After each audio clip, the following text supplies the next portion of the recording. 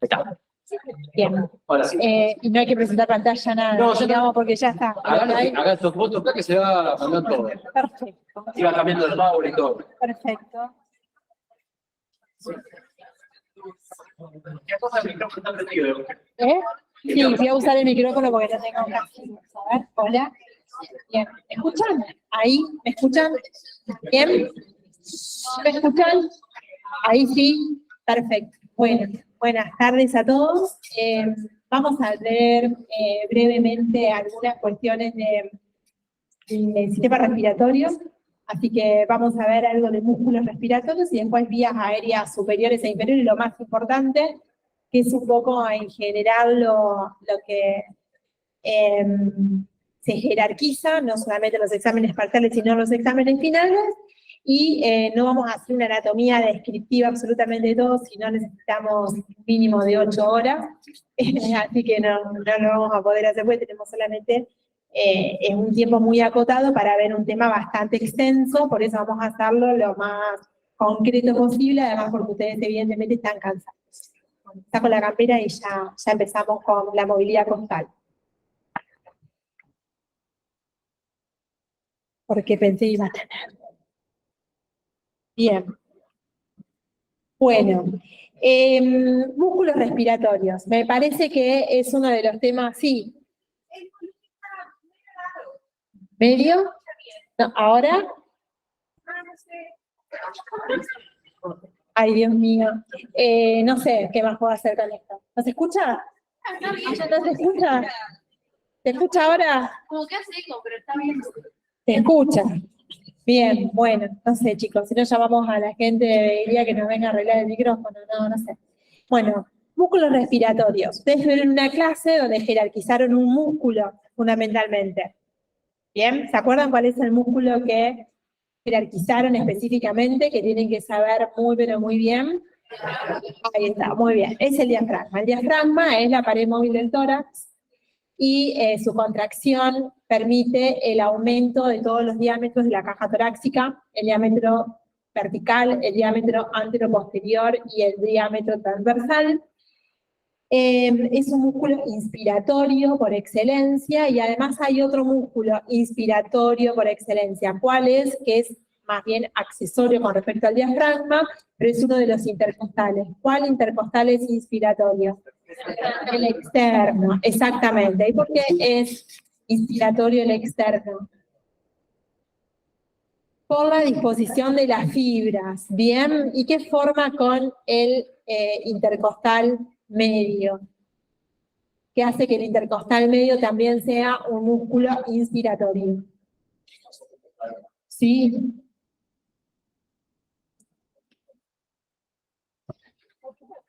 Bueno, en un ratito lo vemos. Sí. Un segundito, ¿no? Ah, y el láser, me olvidé ahora. ¿Te estabas olvidando? Claro. Y la hora. La hora. ¿Esto lo necesita otro? No, ya. ¿Ese es el mío? Sí. Ahí está. Gracias. No, por favor, hasta luego. Bueno, en un ratito entonces lo vamos a ver. Quería saber más o menos si entendían o sabían músculos intercostales. Bueno, básicamente el diafragma hace ese movimiento, permite el ascenso de la caja torácica, como lo vemos ahí, y un aumento hacia afuera, en el momento en que se insuflan los pulmones, se llenan de aire, el aumento digamos, la elevación la elevación de la parrilla costal a expensas de, digamos, un centro frénico que desciende básicamente. Lo que hace el diafragma es apoyarse sobre las vísceras de la cavidad abdominal, aprovechando la presión hidrostática de las mismas, se apoya, poniendo como piso estas vísceras, y desciende y contrae sus fibras, obviamente, y con eso provoca una rotación de los arcos costales que provocan un aumento, digamos, del diámetro vertical de la caja torácica. ¿Bien? Eso es básicamente lo que hacen. La caja torácica, yo creo que se lo dije a esto en el momento en que explicamos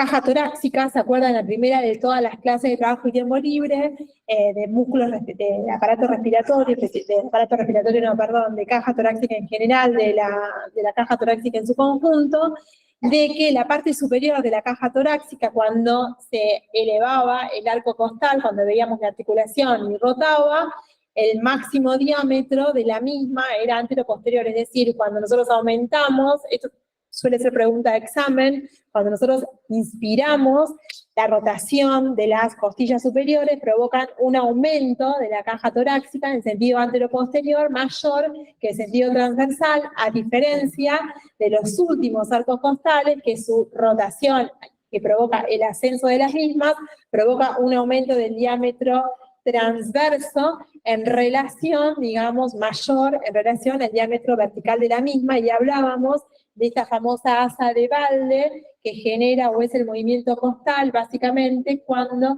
se articula el arco costal con la columna vertebral específicamente. El diafragma está constituido por una serie de músculos que llamamos epigástricos, es decir, que tienen una masa muscular que se inserta en una estructura ósea, que se continúa con un tendón intermedio y luego tiene continuidad con otro grupo o otro cuerpo muscular, de tal manera que en la región medial queda el centro frénico, que tiene la forma como si fuese un folíolo, tiene una hoja de trébol con 3 folíolos, y cada uno de ellos, digamos, tiene características especiales que también, dentro de la anatomía clásica, es importante, y por allí hay preguntas de exámenes al respecto.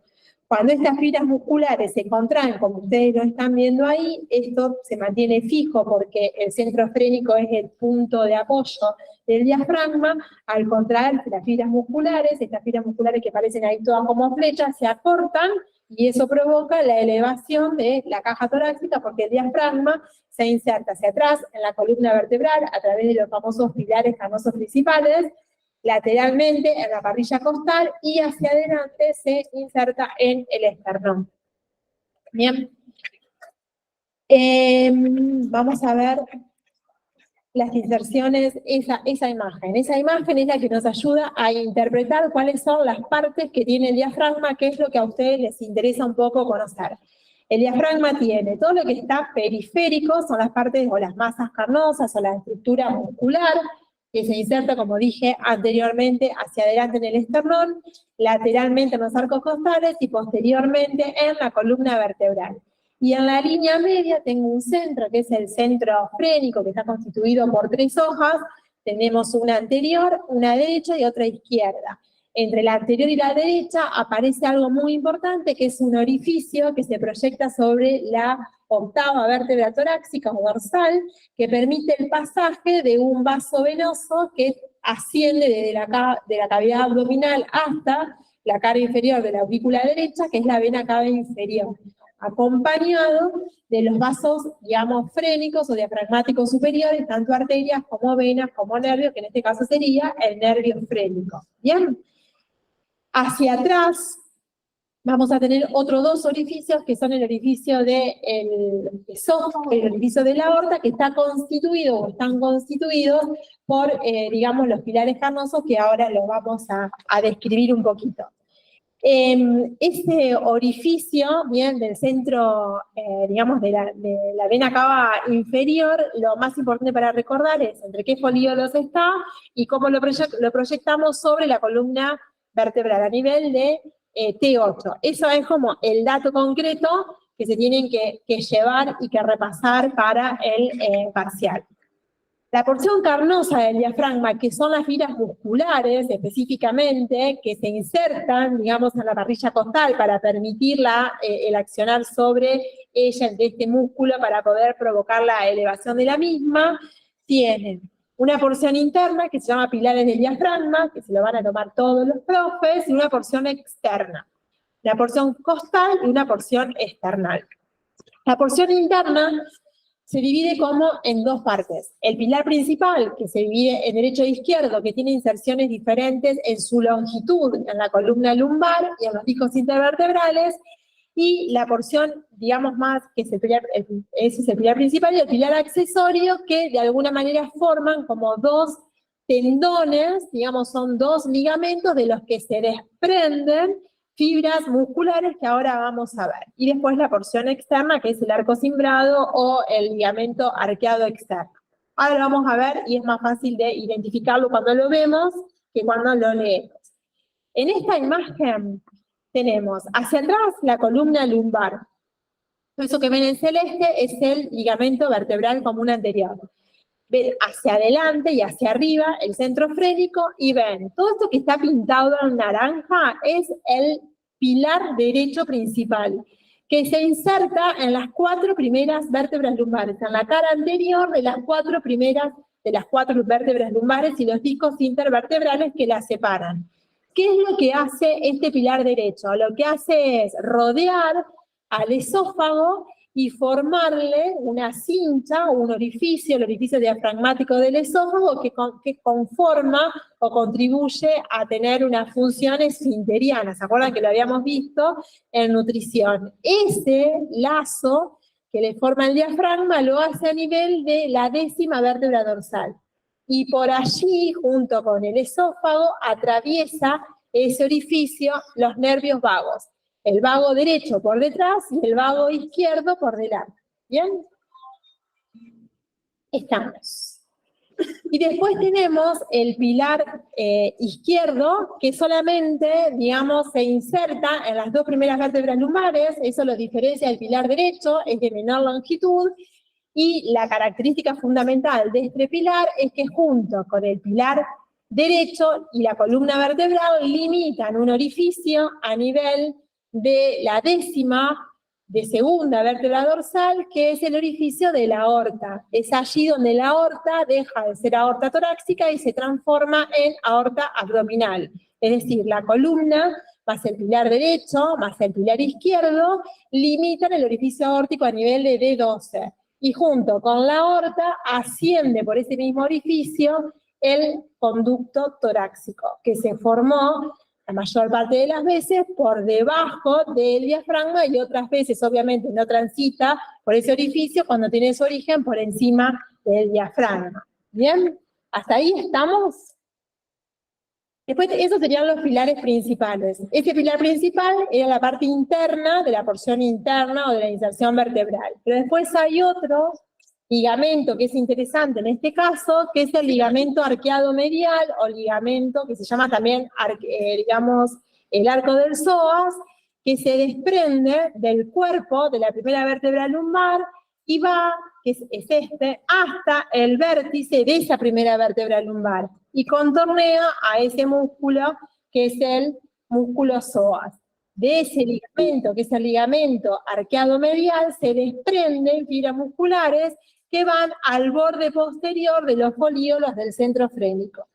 Y desde el vértice, que ahora lo vamos a ver en otra imagen, de la primera vértebra lumbar al último arco costal, así haciendo este recorrido que yo estoy haciendo ahí con el cursor, del ratoncito, se inserta o se describe el ligamento arqueado lateral, que es el ligamento que contornea o recorre las inserciones del músculo cuadrado lumbar. Ahora lo vamos a ver en esta imagen. Entonces tenemos desde la primera vértebra lumbar al vértice de esa primera vértebra tengo el ligamento cimbrado, perdón, el ligamento arqueado medial o interno, y desde el vértice de esa apófisis transversa, la primera vértebra lumbar, al extremo de la duodécima o de la última, del último arco costal, que puede ser cuando existe el duodécimo, o a veces cuando es, saben ustedes que la duodécima costilla puede ser inconstante, cuando no existe ella es la undécima, o sea que puede ser la duodécima o la undécima, tengo el arco, digamos, externo o arqueado externo, o también llamado el ligamento, digamos, que contornea el cuadrado de los lomos. Esos 2 ligamentos permiten la inserción de fibras musculares que se insertan y van a terminar finalmente en el borde posterior del, digamos, del folíolo o del centro frénico. Entre los arcos, el medial y el lateral, queda un espacio donde puede haber, digamos, una faltante de músculo que se llama hiato costodiafragmático, que permite la comunicación entre el mediastino, es decir, la caja torácica, y el retroperitoneo. Es muy importante que recuerden, digamos, estas inserciones. Y la presencia de este hiato, que puede ser, digamos, un mecanismo de comunicación entre dos cavidades importantes a nivel de la línea media, fundamentalmente teniendo en cuenta las posibles patologías y la continuidad entre una patología torácica y la retroperitoneo. La idea que entiendan es que en la columna vertebral y en la caja torácica, el diafragma se inserta a través de los pilares principales, que son el derecho y el izquierdo, los orificios que limitan y la distribución de su inserción. Eso es lo fundamental. ¿Y qué pasa por cada uno de los orificios que limita? Eso lo tienen que saber sí o sí para el parcial, para el final, pero para el parcial también.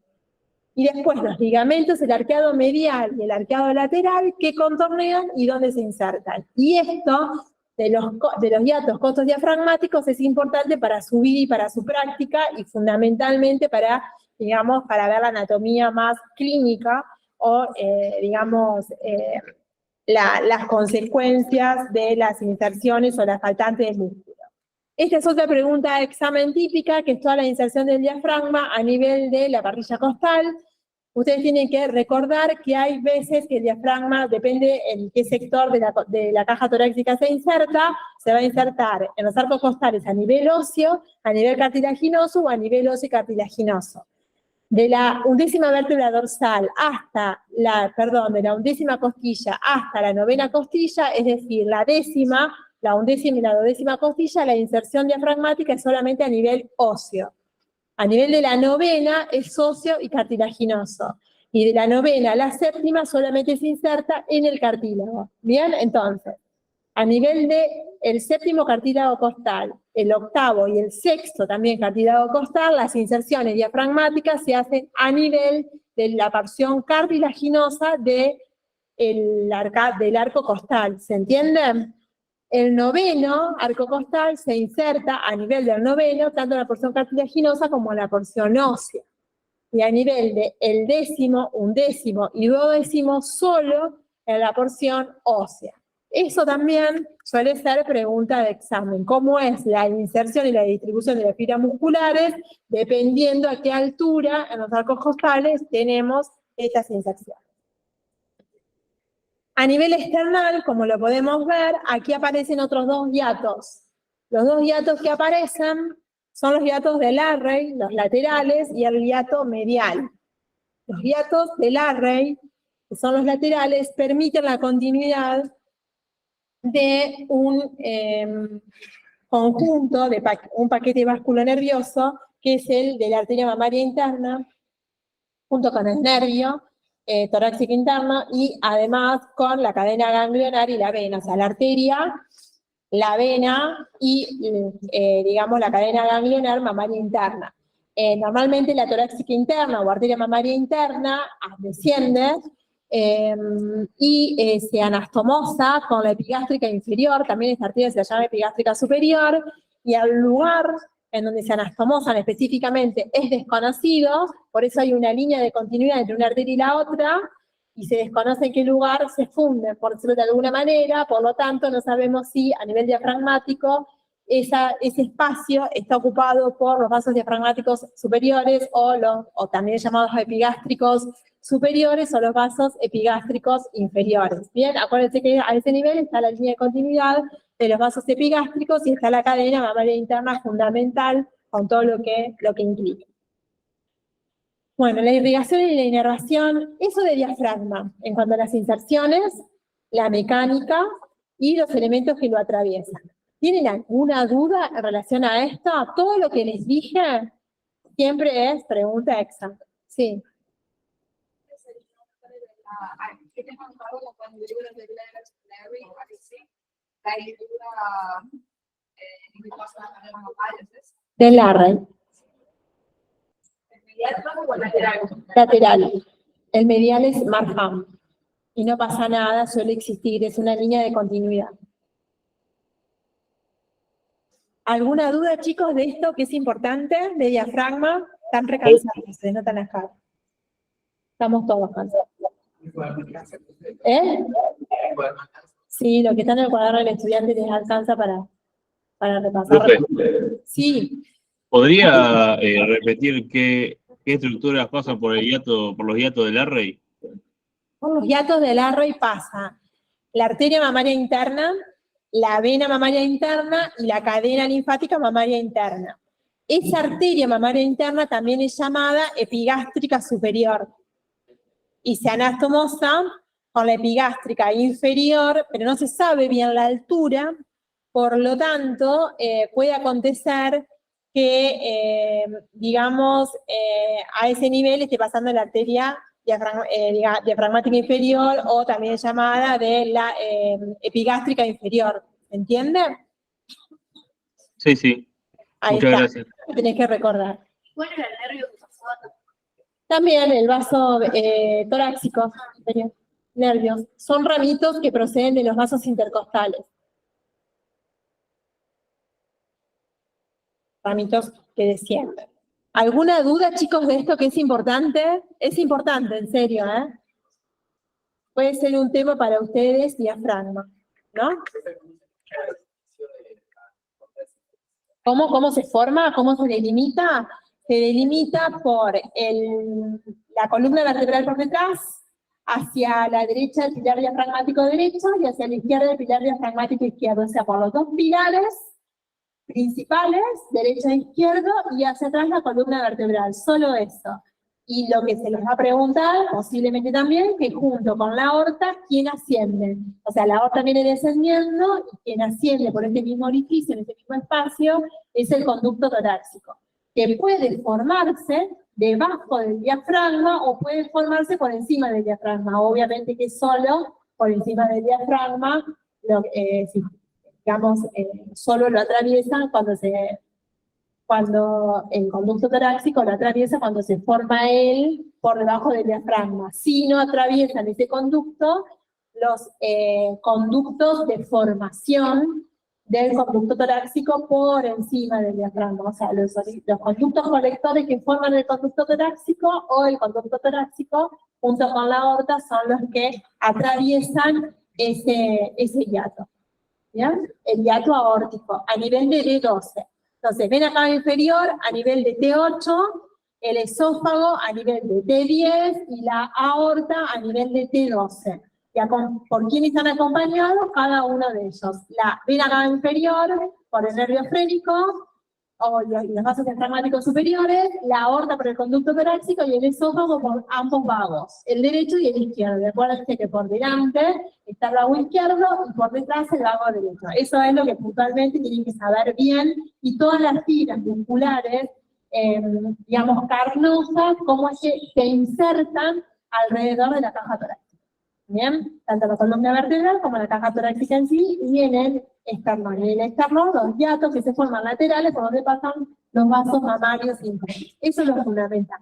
Después, el diafragma, ¿por quién está inervado? Está inervado por un nervio que es este, que sigue el recorrido de los vasos diafragmáticos superiores y se llama nervio frénico.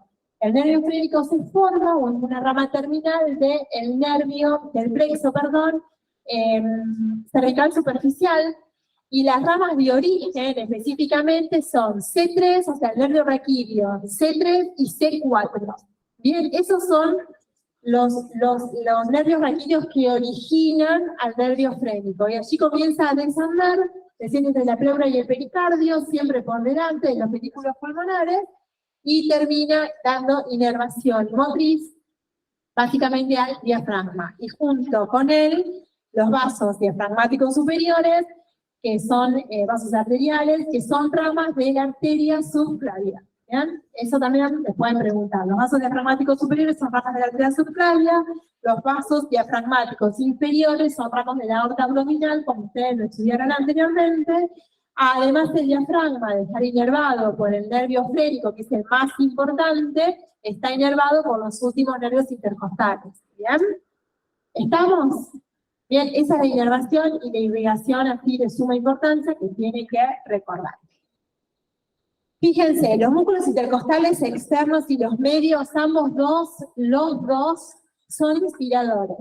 El nervio, el músculo intercostal externo tiene este recorrido, escuchen que esto es importante, tiene un recorrido oblicuo hacia abajo, bien, y hacia adelante, descendente, y el nervio, el músculo intercostal medio tiene el recorrido exactamente opuesto, hace esto, ¿bien? O sea, tiene un recorrido orientado desde adelante hacia atrás y desde arriba hacia abajo, es opuesto. Ahora, ¿por qué los dos son inspiradores si tienen el recorrido de sus fibras opuestos? Son inspiradores ambos porque forman lo que se llama en la caja, digamos a nivel de arcada o de la parrilla costal, a nivel del arco costal, las inserciones de cada uno de ellos en la parte media y externa de la misma forman lo que se llama la V costal o la V deltoidea costal, el deltoides costal. ¿Se acuerdan el deltoides en el miembro superior que tiene una fibra o forma como una V corta?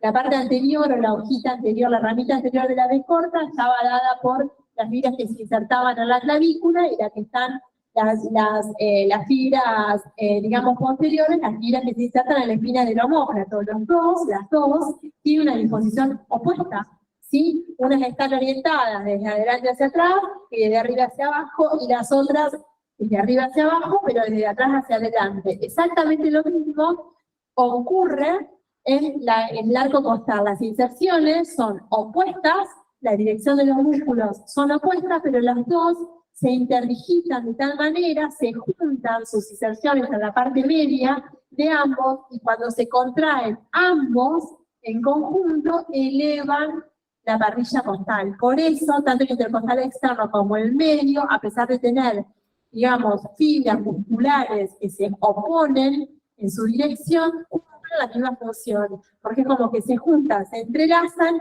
y cuando se entrelazan y se contraen, levantan, o sea, tienen una función sinérgica. ¿Entienden? Bien, a ver si lo podemos ver acá. Acá está. Aquí se generaría entre el intercostal medio y el externo como si fuesen las fibras. ¿Ven? El intercostal medio, la cabeza intercostal interna, pero tiene la misma disposición, y el intercostal externo. Forma como una V deltoide en el sector.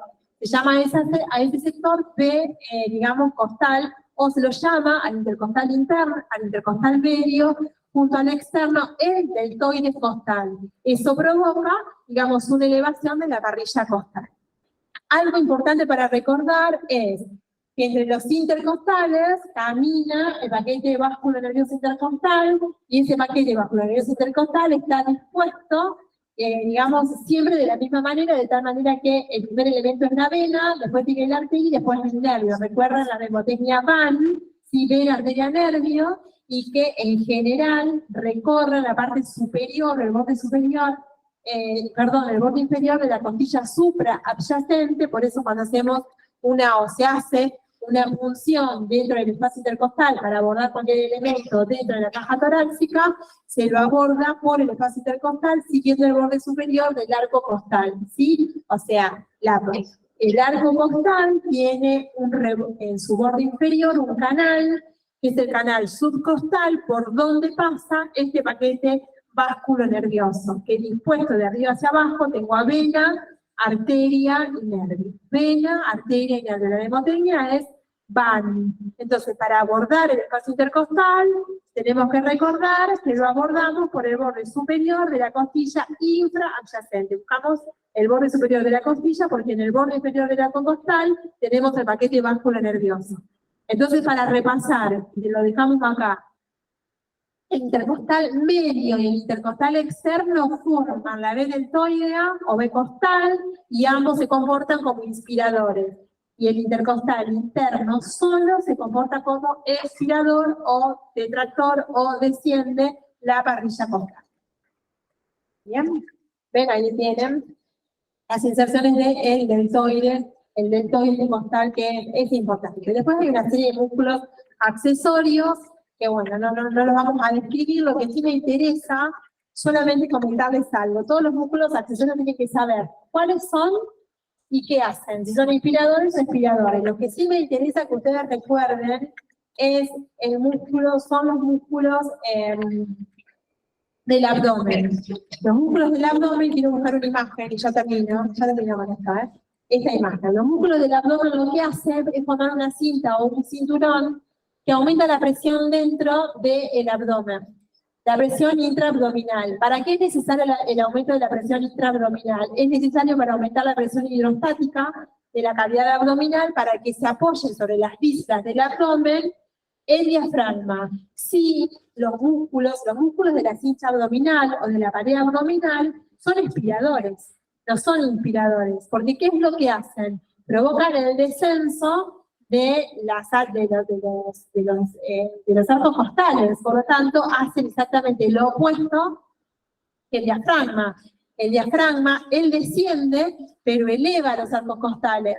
Los músculos del abdomen provocan el descenso de la caja torácica, por lo tanto son expiradores, pero a su vez son grandes contenedores del contenido de la cavidad abdominal, aumentan la presión, digamos, hidrostática dentro de la misma, y eso hace que las vísceras del abdomen reciban de apoyo al centro esférico del diafragma para que el diafragma funcione. Si yo tengo una cincha muscular de la pared abdominal débil, tengo una pared incontinente, una pared débil, el diafragma no se podría apoyar sobre las vísceras de la cavidad abdominal y no cumpliría la función. Por eso, a pesar de ser músculos que son antagonistas, porque el diafragma es inspiratorio y los músculos de la pared abdominal son expiratorios, entre ambos se dice que son sinergistas, ¿sí? Porque uno colabora con el otro para cumplir la función. La función de los músculos de la pared del abdomen son sinérgicos con la función del diafragma. ¿Estamos? ¿Lo entendieron a eso? ¿Bien? Perfecto. Eso es lo que tienen que recordar de músculos respiratorios. ¿Alguna duda? Los músculos espinales son los músculos que actúan rectificando la columna vertebral como inspiratorio, pero en inspiración forzada, aumentando el diámetro vertical de la caja torácica. ¿Bien? Y acuérdense lo que habíamos visto de los serratos posteriores e inferiores, que si bien descienden la parrilla costal en la parte inferior, rotan la costilla de tal manera que amplían el diámetro transverso, aumentando mucho la expansión de la caja torácica a nivel inferior. Por eso, a pesar de que descendían la parrilla costal, se comportaban como inspiradores porque permitían el ingreso de mayor aire dentro de los pulmones, porque en la base de los pulmones era de mayor cantidad de mayor cantidad de hematosis se generaba. ¿Hasta ahí lo entendieron? ¿Alguna duda? Sí. Hiato costo diafragmático. Con el retroperitoneo, sí. Hiato costo diafragmático. Lo vamos a volver a ver en el centro, digamos, en el ser humano y su medio. Muchas veces es pregunta de examen. Es una pregunta de examen para una olimpiada, básicamente. Aparecen ese tipo de preguntas, es un dato bien clínico, es una falta de continuidad de la capa muscular del diafragma que comunica, la región cervical es muy frecuente, la solución de continuidad o la continuidad en la línea media entre los espacios. El cuello se comunica con el mediastino y el mediastino con el retroperitoneo. Eso genera, cuando hay una mediastinitis o por ejemplo, una neumonía, o una infección, digamos, periférica al riñón, que haya continuidad, digamos, en estos espacios topográficos, y es muy, muy importante. Complica generalmente los cuadros, tiene un correlato bien anatómico por esto. Es importante, desde ese punto de vista, ¿bien? Bien, ¿hasta acá alguna otra duda, chicos? Todos anotaron y tomaron nota de las cosas más importantes de esto. Bueno, vamos con vías aéreas superiores. Les quiero comentar algunas cosas muy fundamentales que tienen que ver con esto. ¿Qué será esto? Las fosas nasales. ¿Qué son las fosas nasales? ¿Qué tienen que saber de fosas nasales? De vía aérea superior, ustedes saben que la vía aérea superior comienza a nivel de las fosas nasales, comienza por las narinas, la nariz, las fosas nasales, la rinofaringe y la laringe. Hasta la laringe o el cricoides tengo la vía aérea superior. ¿Qué tengo que saber de fosas nasales bien? Tenemos que saber las paredes que constituyen las fosas nasales. ¿Cuál mejor? La pared externa. ¿Qué tenemos que saber de la pared? En realidad tenemos que saberlas a todas, ¿no? Pero bueno, tenemos la pared superior, cómo está constituida. Le van a preguntar cómo está constituida. Eso le van a preguntar. Entonces tenemos que recordar, obviamente, que la definición de las fosas nasales y todo lo demás se lo estudian para el final, lo relatamos y lo practicamos si quieren en una clase descriptiva de la anatomía antes de que ustedes comiencen a hablar, o que tienen que rendir un múltiple de choice. Lo más importante que tenemos que saber es básicamente el sentido antero-posterior o en sentido cefalocaudal, o como se lo describan en las preguntas, cómo es la composición, o por qué carillas óseas están constituidas, o cartilaginosas están constituidas las paredes de las fosas nasales. Eso es lo que se les va a puntualizar. Entonces, la pared superior está constituida de adelante hacia atrás por la espina nasal del frontal, por la cara inferior de la lámina cribosa del etmoides y la cara anterior e inferior del esfenoides. Solo eso. Eso es pared superior. La pared inferior está constituida por la porción horizontal o la apófisis horizontal del maxilar hacia adelante y del palatino hacia atrás. O sea, maxilar y palatino. Primero el maxilar, luego el palatino. Si le dije en el sentido antero-posterior, primero el maxilar y posterior el palatino. ¿Bien? Y que ustedes tengan en cuenta el sentido antero-posterior. Bien, si le describen que la pared superior está constituida por el esfenoide, de adelante hacia atrás por el esfenoide, la espina nasal del frontal y el etmoide, está mal. Es frontal, etmoides y esfenoides. Acuérdense del sentido antero-posterior, los huesos, cómo están organizados y dispuestos. Además de saber cuáles son los huesos participantes, cómo se organizan ellos entre sí. ¿Bien? La pared interna es importante también porque se perfora, bien, es responsable de muchas epistasis y demás. La pared interna está constituida por, fundamentalmente, ese hueso que está pintado ahí de verde, que es la lámina perpendicular del etmoide, que es la porción ósea, esa lámina que se rompe, que todos ustedes la tratamos de buscar, que está toda rota, llena de orificios, o que a veces no existe.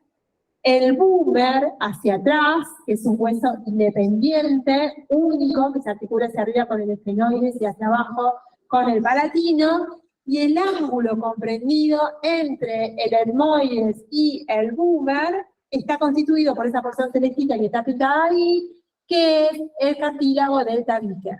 Bien, que va a depender del cartílago del tabique de la forma de nuestra nariz, la extensión. Bien, o sea, el responsable en gran parte de la forma y del tamaño de nuestra nariz, además de los cartílagos periféricos, es el cartílago del tabique, que es la porción medial, digamos, inmóvil del tabique. ¿Bien? Esta es la pared inferior que ya la dijimos, y bueno, y la pared más importante, fundamentalmente, es la pared externa, que está constituida de adelante hacia atrás por la rama horizontal ascendente, la rama ascendente del maxilar superior, hacia atrás se encuentra el ungis, que es lo que está pintadito ahí de naranja, entre el ungis y la rama ascendente del maxilar, el canal lágrimo muconasal, por detrás las masas laterales, la pared externa de las masas laterales del etmoide, del que se desprenden el cornete superior y el cornete medio, se lo van a preguntar a eso, por detrás el palatino, y por detrás la apófisis pterigoides. ¿Bien? La cara interna del ala interna de la apófisis pterigoides. En su conjunto, la pared externa está constituida por todas las carillas internas o mediales de los huesos que las forman. No son caras externas, son todas carillas internas de todos los huesos que las forman.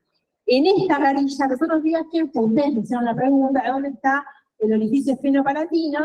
Aquí tenemos el hueso palatino y ahí tenemos el esfenoides. Ahí tenemos pintado medio de turquesito celeste un pequeño orificio en la pared externa de las fosas nasales. Está el orificio esfenopalatino comprendido entre la lámina, la porción vertical, ¿sí?, del palatino y la cara inferior del esfenoides. Ese orificio que se llama orificio esfenopalatino permite el paso de la arteria más potente que irriga las fosas nasales, que tiene el mismo nombre que él, que es la arteria esfenopalatina, que es la rama terminal de una arteria. ¿Cómo se llama la arteria?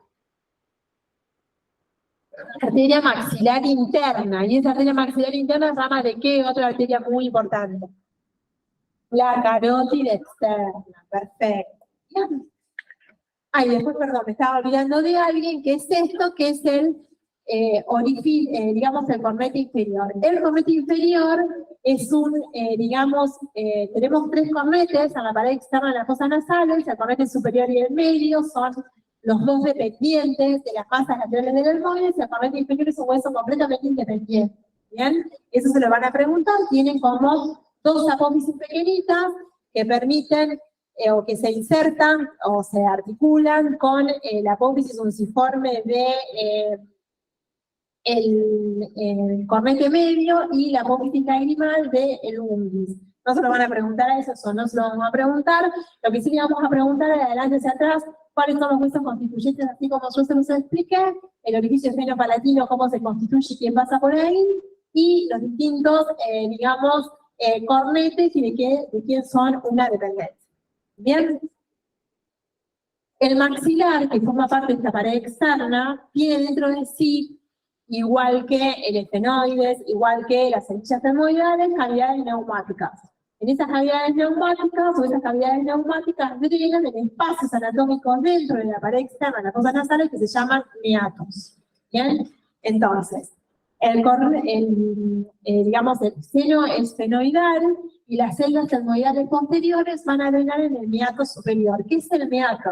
Cada meato está comprendido entre el cornete y la pared externa. Entonces, tengo un meato superior, entre el cornete superior y la pared externa, un meato medio, entre la pared externa y el cornete medio, y un meato inferior, entre el cornete inferior y la pared externa. Son los espacios anatómicos entre la pared y el meato. ¿Bien?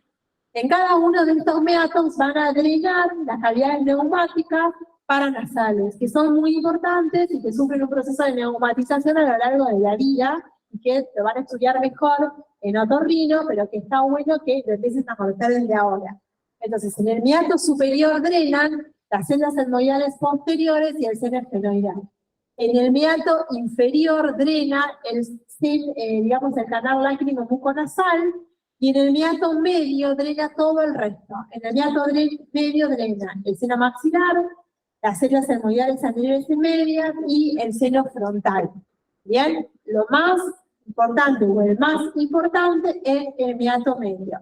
Se van a detener entonces en fosas nasales en ver la constitución ósea de las paredes, todas las carillas que lo constituyen, la formación de los meatos y quiénes drenan en cada meato, y cómo se construye el orificio esfenopalatino y quién pasa por ese orificio. ¿Bien ahí? ¿Estamos? Sí. Los cornetes superiores y medios van a ser dependientes de desmoides. ¿Y el inferior se depende de nadie, es independiente. El cornete inferior es un hueso más. El cornete medio y superior forman parte del etmoide. Es una parte del etmoide. Bien, el cornete inferior es independiente, como si fuese un hueso más, como el ungis, como el boomer. Bien, es un hueso. Bien. En el medio superior drenaba el seno esfenoidal Y las células termoidales posteriores. De nada, ahí tengo los senos con las distintas formaciones, las distintas diferenciaciones, y ahí vemos los cornetes. Los cornetes con los diferentes meatos y cómo cada uno va a drenar. ¿Alguien me dijo que es una consulta? No. Me pareció escuchar. Importa. Esto lo vamos a dejar. Las coanas, ¿cómo están limitadas? Pueden ser preguntas. Las coanas, que es el orificio posterior de las fosas nasales, que de alguna manera lo que hacen es abrirse hacia atrás, la nasofaringe, están limitados hacia arriba por la cara inferior del esfenoides, hacia abajo por la porción horizontal del palatino, hacia adentro por el boomer y hacia afuera por la lámina vertical del palatino y la hoja interna de la apófisis pterioides, de la cara interna, del ala interna de la apófisis pterioides. ¿Bien? Esas son las coanas. ¿Vamos? Son fáciles. ¿Dudas por ahí? ¿No? ¿Sí? Bien. Vamos a ver la pregunta. Vamos a dejar pasar. Esto, arterias, son re importantes. ¿Qué es lo que nos interesa que se acuerden? Esto. Eso que es importante. Las fosas nasales están irrigadas por dos sistemas arteriales. El sistema carotidio externo, que llega a través de esta arteria, que es la arteria maxilar interna, que va a dar esta arteria, que es la arteria esfenopalatina, y el seno carotidio interno, que está dado por esta arteria, que es la arteria ofsálmica. La arteria ofsálmica, que va al ojo, antes de llegar a la órbita, da unas ramas que son las etmoidales. Las etmoidales se meten en las fosas nasales por la criba del etmoides. Entonces, en las fosas nasales no solamente tenemos las ramas colaterales que vienen de la maxilar interna a través de esfenopalatina, sino que también ramas que proceden desde la región endocranial, o sea, desde el endocráneo, desde el interior del cráneo, a través de ramos etmoidales que proceden de la arteria carótida interna. Y además, algunas otras ramas palatinas, ramas nasales y ramas faciales. Todas esas ramas se van a anastomosar en un espacio o en un área que se llama área de Kiesselbach. Bien, esa área es una zona de hemorragia, digamos, característica, y que es la anastomosis y la conjunción de todas estas arterias que yo les estoy mencionando. Entonces, ¿quién irriga las fosas nasales? La carótida interna, la carótida externa, y las ramas, digamos, la rama terminal de la carótida externa más sus ramas colaterales, porque la arteria facial es una rama, y la arteria angular, pero fundamentalmente la facial, es una rama que procede de la carótida externa porque ella se divide. Pero después una rama terminal también de la carótida externa. Es decir, si te preguntan que las fosas nasales están irrigadas por la arteria carótida interna y la arteria carótida externa, sí, están irrigadas por las dos arterias. Bien, una ingresa desde el techo, la carótida interna, y otra aborda las fosas nasales de la pared externa.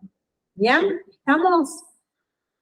Y acuérdense de esta área de Kiesselbach, que es importante, de acá además para toda la vida, fundamentalmente en otorrino. Ahora le van a preguntar de dónde proceden las grandes arterias. Ya le van a preguntar, la arteria esfenopalatina, ¿rama de quién es? ¿De la arteria mamaria interna, de la arteria carótida interna, de la arteria cerebral media? Bueno, las venas van a drenar. Si son venas que siguen el recorrido de los vasos etmoidales, que son ramos de la oftálmica, ¿a dónde van a ir a drenar? A este seno importante, que es el seno cavernoso, donde está el origen de esas arterias. En cambio, las otras ramas, ¿a dónde van a ir a drenar? A la yugular. ¿Y a qué yugular? Interna. Y el seno cavernoso directamente, ¿dónde drena? Forma la vena yugular interna, el seno cavernoso. ¿Drena en algún momento la sangre venosa a la vena yugular interna? Sí. Todo cabeza y cuello termina drenando en la vena yugular interna. Entonces, el seno cavernoso recibe la sangre venosa de las fosas nasales que proceden o que acompañan a los vasos etmoidales.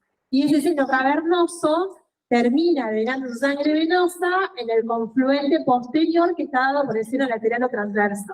Ese seno transverso, o sigmoideo con sus partes, es el origen de la vena yugular interna. Vena a la que van a terminar las ramas que siguen, venosas, las ramas venosas que siguen a la vena mamaria, a la vena maxilar interna. O sea, la arteria maxilar interna está acompañada de una vena que se flexifica, que va a terminar en la yugular externa o en la yugular interna. Cualquiera sean las dos terminaciones, la yugular externa termina siempre en la yugular interna. Entonces siempre la sangre venosa de las fosas nasales termina sí o sí en la yugular interna. Pero antes tiene como una estación previa en el seno cavernoso, en el seno sigmoide transverso, y luego sí a la yugular interna, o a la vena yugular externa. Bueno, y con respecto a los nervios, La porción sensitiva está dada específicamente por el nervio trigémino, ¿bien? Y la porción vegetativa por el nervio facial, nada más. Eso me van a preguntar. ¿Hasta ahí alguna duda, chicos? Sí, los faciales dan el vegetativo, le lleva las fibras a través de la bucodental, y la porción sensitiva las da las fibras del nervio fenopalatino que procede del nervio trigémino. ¿Cómo? Yo no sé cómo. ¿Cómo se forma el meato superior y el medio? ¿Cómo? ¿Cómo se forma el meato superior y el medio? El meato superior está comprendido entre la inserción del cornete superior y la pared externa de las fosas nasales, y el medio lo mismo, entre la pared externa de las fosas nasales y la inserción y el meato medio. Entre los meatos, el cornete, los meatos quedan comprendidos entre los cornetes y la pared externa de las fosas nasales. Entonces, el meato superior queda comprendido entre la inserción, el meato superior y el meato superior probablemente, entre el cornete superior, y la extensión del cornete superior y la pared externa de las fosas nasales. Lo mismo el meato medio, cornete medio más pared externa de fosas nasales. Y el meato inferior, cornete inferior y pared externa de fosas nasales. Pared externa y cornete. Así quedan comprendidos los meatos. El meato superior es quien posterior. El cornete medio y el meato, como es tan extenso, hace que el meato medio sea de mayor tamaño y donde drenan la mayor parte de todos los senos paranasales. Y el meato inferior es, queda comprendido entre el cornete inferior y la pared externa de las fosas nasales y drenan el conducto lácrimo buconasal, y no es el más importante. El más importante es el meato medio lejos, porque pasa el cornete medio, o se inserta a nivel del orificio interno del seno maxilar. Sí. Todas las arterias siguen a las venas, por eso, como todas las arterias inclinadas siguen a las venas, es importante que recuerden que todas las arterias que llegan a las fosas nasales a través de su pared superior, que proceden de la carótida interna, drenan su sangre venosa al seno cavernoso, porque está dentro del endocráneo, siguiendo el origen de la arteria, o sea, van o siguen el recorrido de la arteria, y de allí a la vena yugular interna, ¿bien? Y después, las ramas venosas que acompañan a la arteria maxilar interna, es decir, el plexo maxilar interno, puede drenar en forma diferencial, y que es normal de las dos maneras, y puede variar, o bien a la vena yugular externa, o bien a la vena yugular interna, siempre teniendo en cuenta que la yugular externa en un momento termina en la interna. ¿Bien? Entonces todo termina en la vena yugular interna. Esa es la idea, pero no se olviden del seno cavernoso. ¿Bien? Bien. Laringe. La laringe es un órgano cartilaginoso que está ubicado en la parte media del cuello, en la región cervical. Se extiende desde C4 a C6, mide 4,5 centímetros de longitud, y lo que los va a complicar, y que generalmente los complica, más allá de la referencia a la que hacemos en relación a la descripción, que no lo vamos a hacer, de cada uno de sus cartílagos y demás, es las cuerdas vocales. ¿Cuáles son o cómo, se accionan los músculos intrínsecos en relación a la dilatación o a la constricción de las cuerdas vocales? Todos me imagino que saben que la laringe se divide en pisos de acuerdo con las cuerdas vocales. El espacio libre entre las cuerdas vocales se denomina glotis. La glotis, es el espacio libre, divide a la laringe en un espacio supraglótico y un espacio infraglótico. El espacio supraglótico, de alguna manera, contiene a las cuerdas vocales falsas o bandas ventriculares, y el espacio infraglótico se continúa hacia abajo con la tráquea. Las cuerdas vocales están constituidas por un tejido fibroso y un grupo de fibras musculares que forman un músculo, que es el músculo vocal específicamente. Cuando la glotis se acerca, o sea, cuando las cuerdas vocales se acercan entre sí, se dice que estamos haciendo constricción de la glotis, y cuando la glotis se separa o se abre porque las cuerdas vocales se separan, estamos dilatando la glotis. Y cuando las cuerdas vocales se estiran, estamos tensionando las cuerdas vocales. Por eso los músculos que accionan sobre los diferentes cartílagos de la laringe, que van a permitir la apertura de la glotis, el cierre de la glotis o la tensión de las cuerdas vocales, se los clasifica teniendo en cuenta esas funciones. Son músculos intrínsecos de la laringe. Entonces lo que tenemos que recordar es que desde la apófisis vocal del cartílago aritenoides a el ángulo entrante del cartílago tiroides, es decir, los ligamentos tiroaritenoides, el tiroaritenoide inferior y el tiroaritenoide superior van a ser los músculos y los ligamentos vocales específicamente. Los que son superiores, los tiroaritenoides superiores son los que van a ser las cuerdas vocales falsas, y los tiroaritenoides inferiores son los que van a ser las cuerdas vocales verdaderas.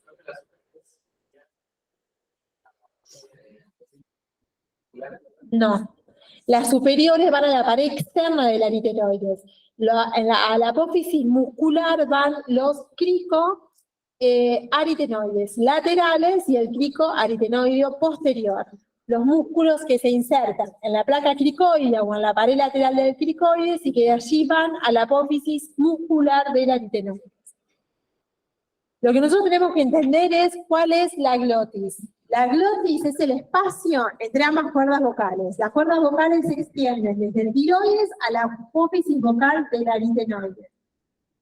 Por encima, insertándose en la placa tiroidea y desde allí a la pared externa del aritenoides, tenemos la apófisis muscular. A ver si tengo acá, no. Vamos a empezar por este músculo, a ver si lo tengo acá. Este nos va a ayudar mejor. Este cartílago que tengo acá es la placa, es el anillo cricoideo, que tiene un arco anterior y una placa posterior. Arriba se articulan los dos cartílagos aritenoides que tienen una apófisis muscular que es externa y una apófisis vocal que es anterior. Hacia adelante tengo el ángulo entrante del cartílago tiroides. Desde el ángulo entrante del tiroides a la apófisis vocal tengo el ligamento tiroaritenoide inferior. Porque por arriba hay otro ligamento o membrana que se llama tiroaritenoide superior, que es la cuerda vocal falsa, que está acompañada de un músculo que va desde el cartílago tiroides a la pared externa del cartílago aritenoides. O sea, desde el tiroides al cartílago aritenoides, pero pared externa del aritenoides. Bien, arriba, digamos, por encima o superior a la cuerda vocal propiamente dicha. ¿Se entiende? La cuerda vocal va desde el ángulo entrante del tiroides a la apófisis vocal. Por arriba de la apófisis vocal, incluyendo la pared externa o anterior externa, se inserta el músculo y el ligamento tiroaritenoideo superior. ¿Bien? ¿Estamos? ¿Quedó comprendido? ¿Bien? Esa sería la apófisis vocal, el superior sería la apófisis vocal falsa. Y el inferior es la apófisis vocal verdadera. Está completamente tapizada de mucosa, bien, que tiene todas esas características que ustedes tienen que saber reconocer. Es regular, nacarada, brillosa, sin irregularidades, sus bordes se tienen que ajustar y sus vibraciones provocan el sonido, el sonido vocal, la vocalización. Por eso se llaman cuerdas vocales. Porque las cuerdas vocales nos permiten solamente vocalizar vocales, A, E, I, O, U. Si ustedes quieren decir o pronunciar las vocales con el aparato de la cavidad bucal solamente, es decir, la lengua, la articulación de la palabra que se ejecuta a través de la lengua y, los dos maxilares con todos los músculos del aparato, masticatorio, no podrían. Si ustedes fonan las vocales, fíjense que necesitamos para hacer pasar aire por las laringes. Por eso se llaman cuerdas vocales, porque su vibración nos permite emitir las vocales. Las otras Los otros sonidos son consonantes. ¿Cómo? No, perdón, pensé que me preguntabas. ¿Se entiende? Si ustedes hablan, ahora están hablando, la D, la T, la R, todas esas consonantes necesitan ejecutar movimientos de la lengua contra las paredes de la cavidad bucal. Elevan la lengua, pero si quieren pronunciar la A, E, I, O, U, bien, necesitan vocalizar con la laringe, por eso se llaman cuerdas vocales. ¿Bien? ¿Estamos? Entonces, la vibración genera el sonido vocal. ¿Bien? Por eso se llaman cuerdas vocales verdaderas, las que están abajo, y el espacio se llama glotis. Bien, la glotis no divide las vías aéreas en superiores e inferiores para la anatomía, lo puede dividir para otras especialidades, pero para la disciplina de anatomía, el borde inferior del cartílago cricoides es el que determina la diferencia o la separación entre vía aérea superior y vía aérea inferior. A tener en cuenta eso, que es importante, sí. Al cartílago entrante de la laringe, de la tiroides, al cartílago entrante de la laringe, pero también hay un ligamento que se llama arítero epiglótico, que lo fija. La epiglotis se fija a la lengua a través de los repliegues epiglóticos. Entre medio quedan comprendidas las valéculas, ¿se acuerdan que eran los lugares en donde se podían depositar restos de alimentos? Entre la epiglotis y la lengua había 3 ligamentos, uno medial y 2 laterales, y digamos como 2 cositas entre ellos. ¿Se acuerdan de eso de las valéculas? Lo vimos en nutrición. Y después la epiglotis se fija a el aritenoides a través de la membrana, claro, ariteroepiglótica, y también se fija al hueso dioides. ¿Bien? No se fija, no queda solamente unida al cartílago tiroides. ¿Bien? ¿Estamos? Bien. Entonces, la cuerda vocal falsa es la que va del ángulo entrante por arriba de la inserción de la vocal verdadera a la parte superior del aritenoide por su cara anteroexterna. Y de la apófisis vocal al ángulo entrante del cartílago tiroides, ahí tenemos la cuerda vocal verdadera. Y después tenemos otros 2 músculos que van desde las paredes laterales del cartílago tiroides a la apófisis muscular, y de las paredes posteriores del cartílago tiroides a la apófisis muscular del cartílago aritenoide. Y ahí tenemos los 2 tipos de músculos diferentes. Ahora lo vamos a ver. Hay otro músculo, que ahora le voy a describir eso, pero hay otro músculo que es el cricotiroideo, que es este chiquitito que tenemos acá, ¿ven? Que va desde el arco del cartílago cricoides a el asta menor del cartílago tiroides. Cuando se contrae, lo que hace es tirar al cartílago tiroides hacia adelante. Como en el cartílago tiroides se insertan las cuerdas vocales, al desplazarse hacia adelante, el cartílago tiroides lo que hace es tensar las cuerdas vocales. Entonces es un tensor de las cuerdas vocales. Los músculos vocales, tanto el vocal inferior como el vocal superior, cuando se contraen, engrosan las cuerdas vocales. Por lo tanto, ¿qué hacen? Son constrictores de la glotis. Los 2 músculos vocales, o sea, los tiroaritenoides superiores e inferiores, ambos son constrictores de la glotis. También son constrictores, porque acercan un aritenoides al otro. Este es el interaritenoide. Entre un aritenoides y el otro hay una bandeleta de fibras musculares que se dividen de manera que se dirigen transversalmente y oblicuamente, y su contracción acercan a ambos cartílagos aritenoides. Por lo tanto, también son constrictores de la glotis. Y después tenemos estos 2, que son los que más conflicto les traen, porque nosotros, si se lo imaginan, en el examen, o hablando, o pensando, mientras van pensando sin memorizar, todos estos músculos que estuvimos hablando, de acuerdo con el nombre que tienen, se dan cuenta qué hacen cada uno. Ahora, los cricoaritenoides no son tan fáciles, pero miren que no son tampoco tan difíciles. Fíjense, acá tengo la placa cricoidea. Este es el cricoaritenoide posterior. El cricoaritenoide posterior lo que hace es acercar una apófisis muscular a la otra apófisis muscular y permite la rotación a través de un eje un eje vertical de cartílago aritenoides. Entonces, cuando se genera esto, lo que hace es alejar una cuerda vocal de la otra, porque al acercar la apófisis muscular, separa, como consecuencia, la apófisis vocal, porque rota, ¿sí? Si yo roto hacia adentro una parte, separo la otra, es un triángulo, ¿sí? El vértice externo del triángulo lo dirijo hacia adentro, entonces el vértice medial, y esto lo oriento hacia adentro cuando giro, esto indefectiblemente se va a ir hacia afuera, hace esto, ¿se entiende? Hace este recorrido, perdón, desde adentro hacia afuera, desde adentro hacia afuera y acá desde afuera hacia adentro, porque acerco la apófisis vocal y al acerco la apófisis muscular y al acercar la apófisis muscular alejo la vocal. Eso lo hace el posterior, porque el posterior lo que hace es insertarse, es este el músculo.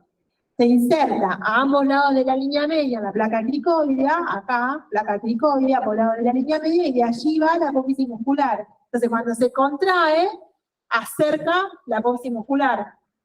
Y al acercar la apófisis muscular, lleva hacia adentro la apófisis muscular y como consecuencia separa o aleja la apófisis vocal.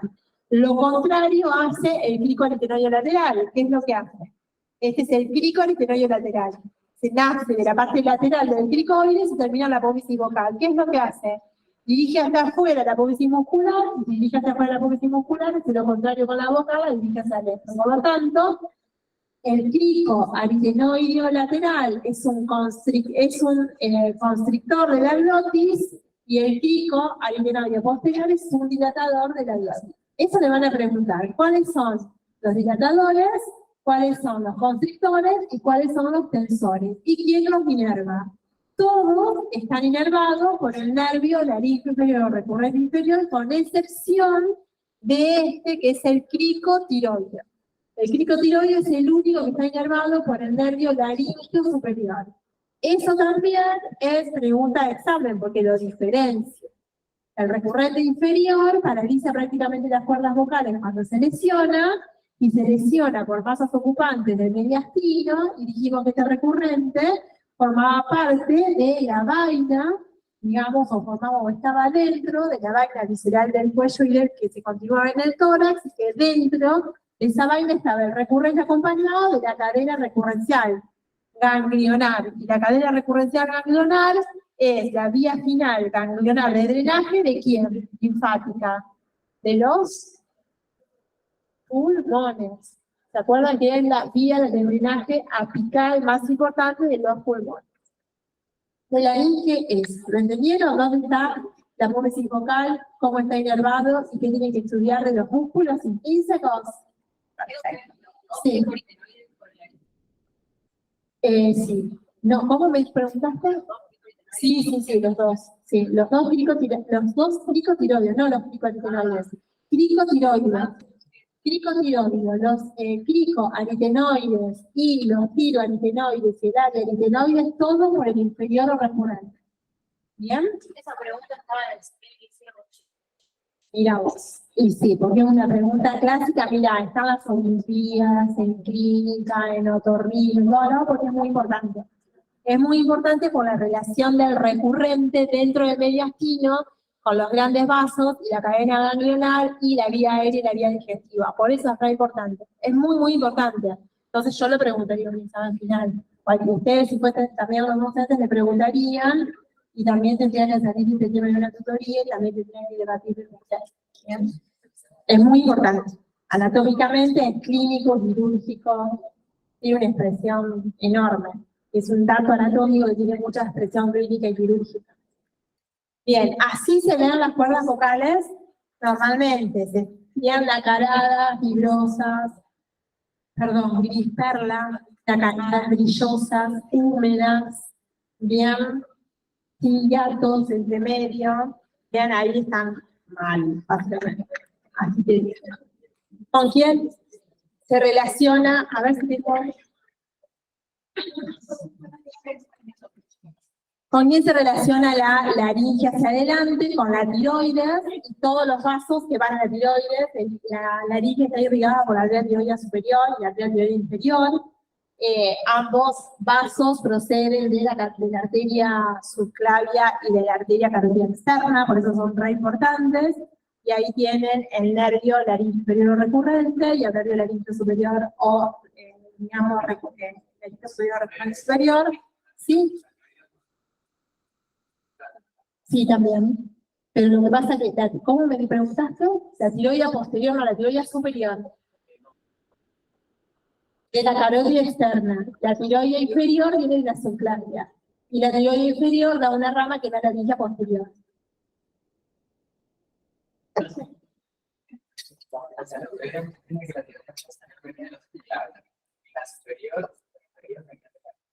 No. Tenemos dos tiroides. La tiroidea superior y la tiroidea inferior. La tiroidea superior procede de la arteria carótida externa y la tiroidea inferior de la arteria subclavia. Bien, esa a lo mejor da ramos tiroides posteriores. Y vos lo tenés como arteria tiroides posterior. Capaz que algún texto bibliográfico lo tiene así, o que alguna bibliografía te lo describe así, está bien, ¿eh? Lo que nosotros conocemos así clásico es arteria tiroides superior e inferior, y los dos ramos donde proceden. Bien, y las tiroides inferiores dan los ramos, o los o las arterias laringes posteriores. Bien, dan ramos laringes y laringes posteriores. Bien, ¿estamos? Y bueno, la tiroides la abraza prácticamente y forma el paquete básculo nervioso del cuello. Y aquí es lo que veíamos, ¿se acuerdan en la clase de vías aéreas inferiores? Donde vemos, uy, qué tonta, perdón, donde vemos que está todo envuelto en la misma vaina visceral y ahí está la arteria tiroidea inferior. Bien, que procede de la arteria subclavia que comienza a ascender para llegar a la tiroides. Bien, la cadena recurrencial, el nervio recurrencial y los vagos, la laringe, en una parte, la tráquea, que la continúa la laringe, y el esófago. Y toda esta vaina visceral es una dependencia de la aponeurosis cervical media. Estas relaciones todas. ¿Qué le van a preguntar de tráquea? La tráquea, ¿dónde se ubica? ¿Cuáles son las relaciones más importantes? Y a nivel cervical, estas relaciones con los músculos intraioideos y el paquete vasculonervioso del cuello. ¿Sabe cómo se constituye el paquete vasculonervioso del cuello? ¿Cómo se constituye? La carótida primitiva o externa hacia adentro, el nervio vago por detrás y la yugular interna por fuera. La arteria carótida primitiva, hasta que vértebra cervical, forma paquete vasculonervioso del cuello. Hasta C4. Hasta C4. Ahí se divide y tengo la carótida interna y carótida externa. Y ahí de ahí el más es carótida externa. Bueno, de tráquea, las relaciones mediastinales, hacia atrás, ¿con quién? Fundamentalmente, con el esófago. Y hacia adelante, ¿con quién? ¿Quién es esta? El callado de la aorta y todos los grandes vasos. Bien, y lateralmente los pulmones y las pleuras mediastínicas y hacia adelante, algo que existe en el niño, en el mono alemán, el timo sobre el líquido radicoso, y más hacia arriba, la tiroides. Todo envuelto en la misma vaina visceral. Eso es lo que tiene que acordar. ¿Cuánto mide? 15 centímetros, 20 centímetros, 30 centímetros, 12 centímetros. Más o menos unos 12 centímetros. ¿Bien? Y el diámetro trasero posterior, 12 milímetros la luz. ¿Y cuántos cartílagos tiene? Entre 16 a 20. Perfecto. ¿Cuál es el mayor tamaño? El primero. Y el último que le hace, que le tiene la carina traqueal, que lo divide en los dos bronquios. Con respecto a los bronquios, ¿cuáles son las relaciones que tenemos a nivel de los bronquios? Esta una. Primero lo tenemos que acordar. ¿Se acuerdan? El bronquio derecho es más largo o más corto. Más corto. ¿Cuánto mide? 2 centímetros. ¿Y su diámetro es mayor o menor? mayor. ¿Y cómo es con respecto a su dirección? Oblicuo es vertical, prácticamente continúa a la tráquea. ¿Y el bronquio izquierdo cómo es? Tiene mayor longitud, tiene menor diámetro y dibuja una S itálica. Bien, perfecto. Entonces, un cuerpo extraño, ¿cuál de los dos pulmones va a ir? Al derecho, perfecto. Bien, ahora las relaciones de ambos bronquios. O sea, pensamos en el mediastino del lado izquierdo, como esta imagen que estamos viendo, hacia adelante el bronquio que voy a tener. El callado de la izquierda. ¿El callado de quién? De la aorta. Entonces hacia arriba y hacia atrás la aorta. Y hacia arriba y íntimamente hacia arriba, ¿qué vaso voy a tener? Apical a él la arteria pulmonar. Y por debajo de la arteria pulmonar y por delante las venas. Por detrás, ¿qué nervio? El vago derecho. Y por delante, el frénico derecho. Perfecto. Eso, perfecto. Y esto es del lado derecho. ¿Se acuerdan que esto tenía un error? ¿Se acuerdan que habíamos dicho que era un libro de textura muy antiguo, pero que había un error acá? Entonces, lo que no es un error es que hacia adelante tengo la cava y hacia atrás y hacia arriba el callado de ácidos. Acá, estas venas, ¿están puestas normalmente o están interpuestas por delante o por detrás de los vasos? Están inferiores. ¿Por qué? Vuelvo para atrás. ¿Por qué? Porque si se fijan, acá están los bronquios, de un lado y del otro, y los vasos venosos son inferiores. Ven, esta es la aurícula, y acá están los vasos venosos pulmonares, y son inferiores a los bronquios. Bien, entonces siempre las venas son anteriores e inferiores. Nunca están detrás de la arteria. Bien, así como está esto acá. Son siempre las venas, e inferiores. Bien, por delante, ¿qué nervio es este? El frénico derecho, y este, el vago del lado derecho. Muy bien. Esto no nos interesa, esto tampoco, no le vamos a... Lo que pueden llegar a preguntar es qué cantidad de segmentos tiene el pulmón del lado derecho y qué cantidad de segmentos tiene el pulmón del lado izquierdo. ¿El nombre de cada segmento también? Sí, lo tienen que saber, no para el parcial, sí para el final. Bien, para el parcial sepan cuántos segmentos tiene el pulmón derecho. 10, y el pulmón izquierdo, 8. ¿Cuántos segmentos tiene el lóbulo superior? ¿Cuántos segmentos tiene el lóbulo inferior? ¿Qué es un segmento? Tiene independencia funcional, es una porción del lóbulo que está ventilado por un bronquio segmentario acompañado de una arteria. ¿De qué más? De un vaso linfático, de un conjunto de nervios. ¿Y las venas lo acompañan? ¿Qué venas lo acompañan únicamente? Las bronquiales, nunca las pulmonares. ¿Por qué? No, porque son intersegmentarias. Acordate de eso, son intersegmentarias. Están entre los segmentos, no dentro del segmento. ¿Bien? Ahí. Claro, tiene forma triangular, está ventilados por un, digamos, bronquio segmentario y demás. Bien. Estos son todos los segmentos. Escuchen, el otro día me preguntaron en una clase, en un laboratorio de disección de corazón, si que me dijeron que no estaba esto. Yo después se los doy al Power a Octavio y les paso los Power para que se los pasen a todos y así lo tienen. Porque no está esta segmentación, es la misma que está, o que van a estudiar en neumonología, es la misma que van a estudiar en rayos, es la misma que van a estudiar en cirugía. Entonces, está bueno que tengamos el mismo criterio. No todos los textos tienen la misma división segmentaria. Antes estaba en el cuaderno del estudiante, este año no sé por qué salió recortado y no lo tienen, pero todo lo que, excepto esto, segmentación broncopulmonar, que lo deberían, digamos, tener, todo lo pueden estudiar del cuaderno del estudiante. El cuaderno del estudiante o cuaderno del alumno es la base, de ahí el más crece para arriba, pero no para abajo. Eso es lo básico, ¿bien? De ahí para arriba. Estamos tanto para corazón como para todo, es lo mínimo, de ahí para arriba. ¿Les sirve estudiar de ahí? Sí pueden estudiar de ahí tranquilamente. No hay problema, lo que le van a preguntar está ahí en la cuaderno del estudiante.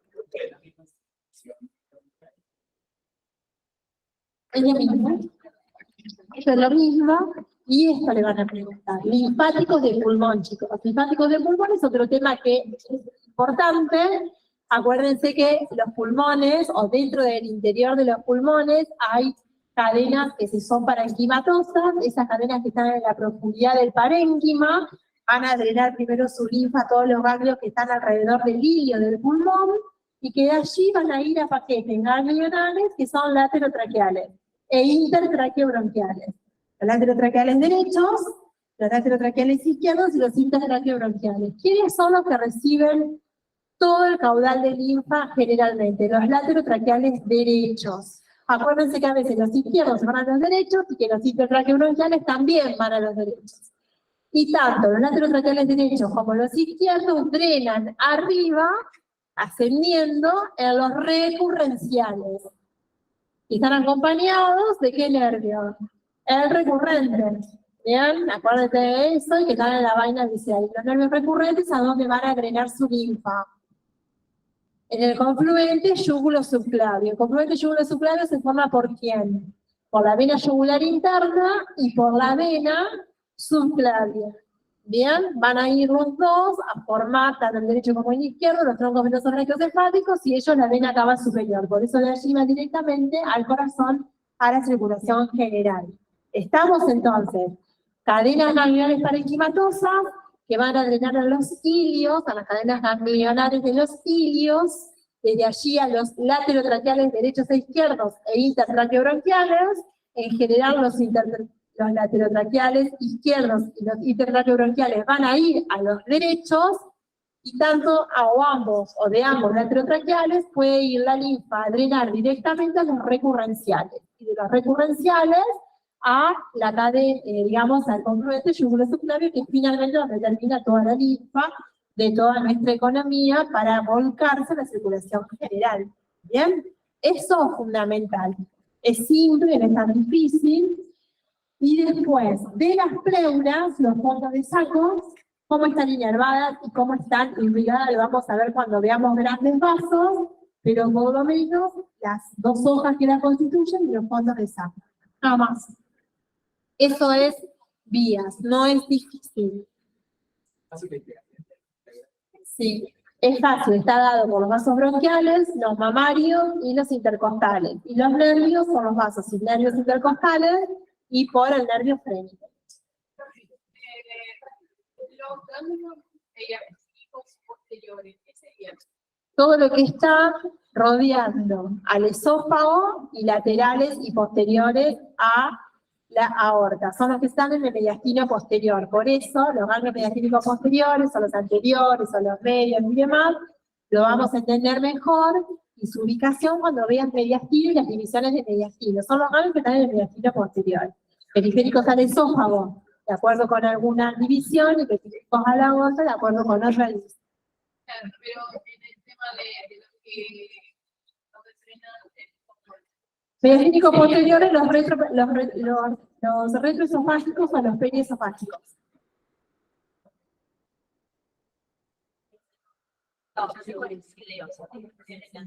¿Cómo? Los cricoaritenoides posteriores y los laterales. Sí.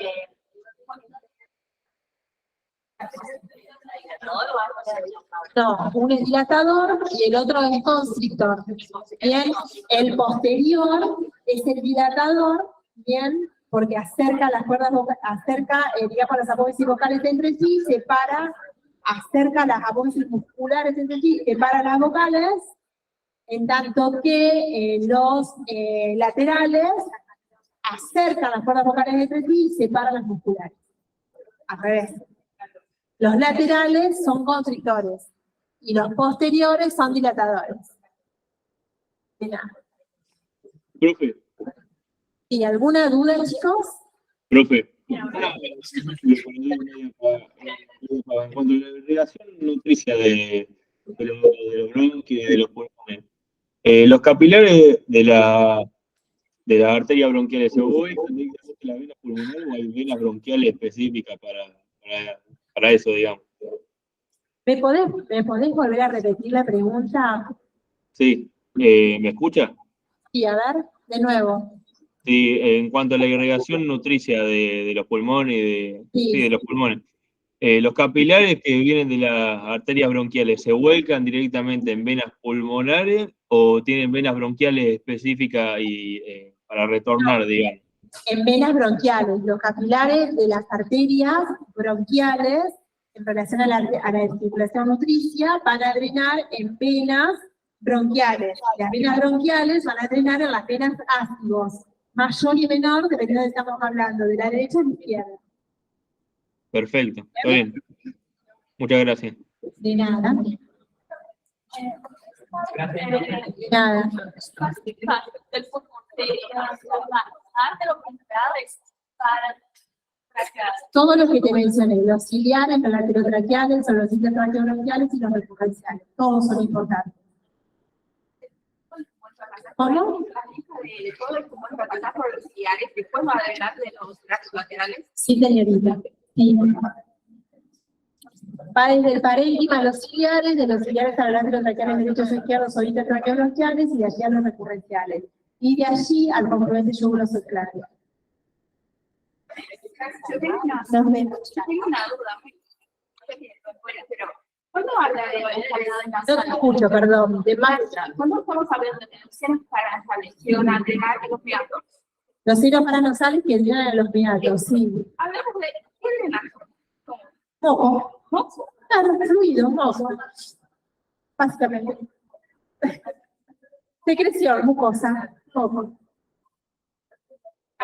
Nos vemos, chicos. Éxitos en el parcial.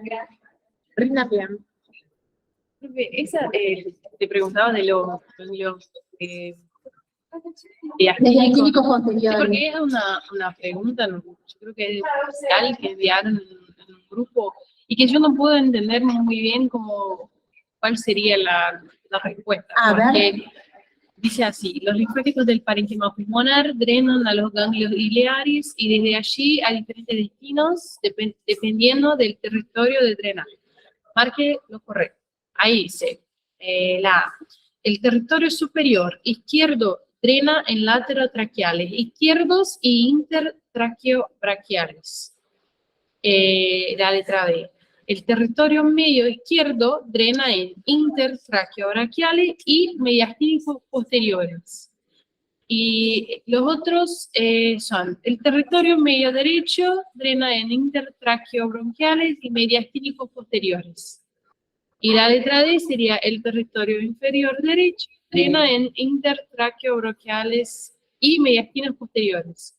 O sea, siempre están los mediastínicos posteriores en las tres opciones. Y la primera parte, como que dice territorio medio izquierdo, intertraqueobronquiales, que me parece que está bien, ¿no? Entonces la letra B estaría bien. Para mí es esa. ¿Sí? Igualmente no significa que no drenen los linfáticos posteriores o mediastínicos posteriores. Yo no sé quién hizo esa pregunta, pero no Sí, me es pareció como re nosotros estudiamos. confundida, como que... No. Sí. Sí, porque no entendí muy bien, así que... Porque no dice muy bien cuáles serían. Entonces como que está... Confusa. Sí, Sí. confusa. Profe, en el apunte de la cátedra hay tres linfáticos, pero no está bien. Solo los que están acá. Solo hay tres. Ay, yo no entendí, pero... Yo no entendí, está Porque como acá hay solamente 3, pero 3 linfáticos. Entonces, no está bien. Porque solo hay nódulos broncopulmonares superiores e inferiores, nódulos A ver, intertraqueobrónquicos. ¿Eso del apunte de la cátedra? Sí, Esto no es del apunte de la cátedra. sí, es de la online de la cátedra. Ah, no, esto no es el apunte, esta es la clase. Sí, en la clase, entonces está como más resumida, sí. No está bien para utilizar. ¿Quién le dio esto? No sé. creo que hay. Arriba. Fue el profe que nos dio el seminario. Creo que sea- sea la bibliografía que nosotros utilizamos, ni es lo Sí. que van a ver luego. Creo que sea Diego. Diego Pérez. Sí. Entonces no está No, bien. no, Bueno. Walter Unfil. Sí, un pola. No, no es que no está bien. No, es que Bueno, no está bien. está bien, pero no es la clasificación que nosotros utilizamos. Claro, claro. Muchas gracias. Y en el caso de este territorio, no sé si estoy equivocada porque no así de cabeza, pero el territorio superior sería tanto el izquierdo como el derecho. Es que nosotros no lo dividimos por territorio superior e inferior, lo dividimos por parenquimatoso, los lineares, la traqueales, derechos e izquierdos, y tetralogranquiales y allá siempre el cuaderno del estudiante. Que ahí ellos son como los nombres de los grandes, igual. Sí, estaría bien. Sí, yo tenía como que el superior va para las anterotraqueales, el medio va para las anterotraqueales y interotraqueales, y la parte inferior también. Y otra pregunta que me tiene que ver con respiratorio, pero que surgió también una duda, estamos haciendo el símilis y había una pregunta que era de irrigación de las de Higgs. Y ahí había las opciones, coronaria derecha, descendente, a ver si encuentro, era descendente, pero yo creo que no decía si era posterior o... Estaba confusa también. La arteria coronaria derecha, Era una de las opciones y después acá, la rama derecha de las de Higgs se encuentra irrigado por coronaria derecha, descendente anterior, descendente posterior o circunfleja. puede estar irrigada en el mayor porcentaje de los casos por la descendente anterior, Claro, por la primera descendente anterior. Pero a veces puede ser la descendente posterior la suple, cuando la descendente anterior no le da la rama. Es media esa es una aplicada, claro, porque y pueden ser las dos. sí, y yo no sé si entendí mal, pero yo había entendido que las descendentes en un cierto porcentaje puede se originar tanto en la coronaria derecha cuanto en la coronaria izquierda, ¿o no? La descendente anterior la descendente anterior se nace de la arteria coronaria izquierda casi siempre. La descendente posterior puede nacer de la coronaria derecha en la mayor parte de los casos y puede nacer de la coronaria izquierda en un mínimo porcentaje de casos. Claro, por eso que me quedé como un poco confundida, porque estaba como que, ok, yo sé que la mayoría, pero, y como que no te hice muy bien si es izquierda o si es derecha, como que, entonces Claro. yo estaba así como que, y no sé muy bien, pero bueno, entonces, por las dudas sería descendente anterior. Descendente anterior, la primera rama, la primera perforante de la descendente anterior. Son las ramas perforantes de la descendente anterior. La primera perforante. La primera persona. Entonces sería una rama de la descendente anterior. Claro. Claro. Las perforantes de la descendente anterior. Ok, entonces sería la letra B. Exacto. Bueno, gracias. De nada, chica, éxito. Gracias.